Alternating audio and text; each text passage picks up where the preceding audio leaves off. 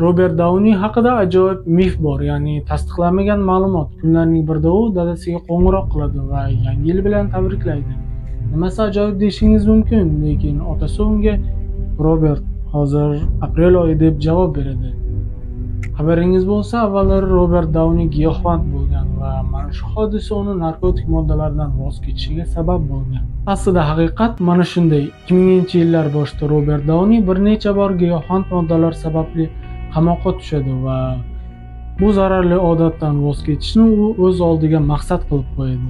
2008-yilda unga temir odam roli taklif qilindi. Bunga asosiy sabab shundaki, Toni Stark filmda ko'plab xatolar qilgan va xatolarni tuzatib qahramon bo'lgan. Robert Dawni va Toni Stark o'rtasidagi mana shunday o'xshashlik sababli ham Jon Favro uni temir odam roliga taklif qilgan va Robert Dawni Favro tanlovda adashmaganini isbotlab berdi. Bundan shuni xulosa qilish mumkinki, super qahramon bo'lish uchun yovuzlar bilan kurashish shart emas. Inson o'zidagi zararli odatlarga qarshi kurasha olarkan, demak u super qahramon hisoblanadi.